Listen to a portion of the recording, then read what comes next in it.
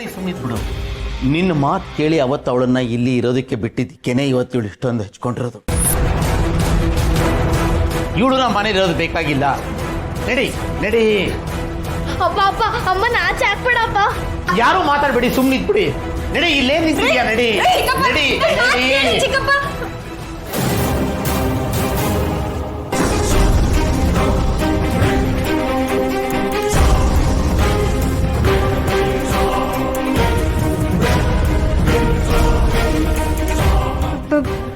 Boss,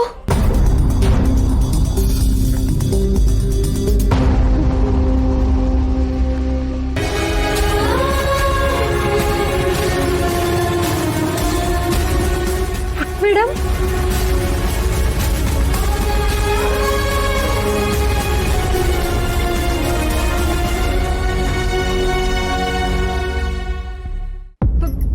boss, ನೀವು ಇಷ್ಟೊತ್ತಲ್ಲಿ?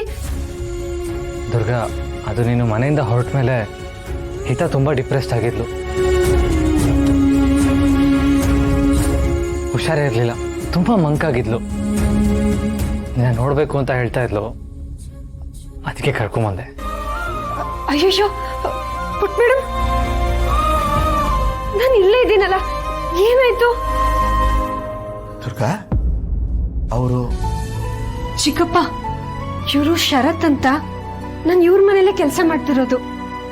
ಇವಳು ಹಿತ, ನಾನು ಇವಳನ್ನೇ ನೋಡ್ಕೊಳ್ತಿರೋದು. ನಮಸ್ಕಾರ. ನಮಸ್ಕಾರ. ಅದು ನಾವು ಅಲ್ಲೇ ನಿಂತಿದ್ದೀರಲ್ಲ, ದಯವಿಟ್ಟು ಒಳಗೆ ಬನ್ನಿ. ಬಾಸು, ಬನ್ನಿ ಬನ್ನಿ ಒಳಗೆ.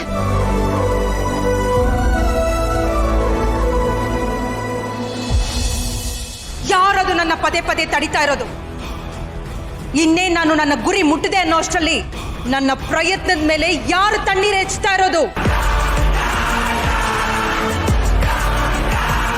ಯಾರು? ಯಾರದು? ನನಗಿಂತ ಶಕ್ತಿಶಾಲಿ ಆಗಿರುವಂತಹ ಶಕ್ತಿ ಯಾವುದು? ತಂತ್ರವಿದ್ಯೆಯಲ್ಲಿ ನನ್ನನ್ನು ಸೋಲ್ಸೋ ಅಂತವ್ರು ಯಾರಿದ್ದಾರೆ? ಯಾಕೆ ಯಾಕೆ ಹೀಗೆ ನನ್ನ ಜೊತೆ ಕಣ್ಣ ಮುಚ್ಚಾಲೆ ಆಡ್ತಿದೆ? ನನ್ನ ಗುರುವಿನಿಂದ ಕಲ್ತಿರೋ ವಿದ್ಯೆ ಎಲ್ಲ ಆ ಶಕ್ತಿ ಎದುರು ಯಾವ ಪ್ರಯೋಜನಕ್ಕೂ ಬರ್ತಾ ಇಲ್ಲ. ಯಾಕೆ ಯಾಕೆ ಹೀಗಾಗ್ತಾ ಇದೆ? ಆ ಶಕ್ತಿ ಯಾವುದು ಅಂತ ನನಗೆ ಗೊತ್ತಾಗ್ಬೇಕು.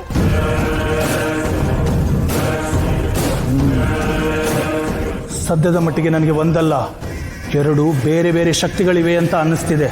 ಅನ್ಸೋದಲ್ಲ, ಎರಡು ಶಕ್ತಿಗಳಿವೆ.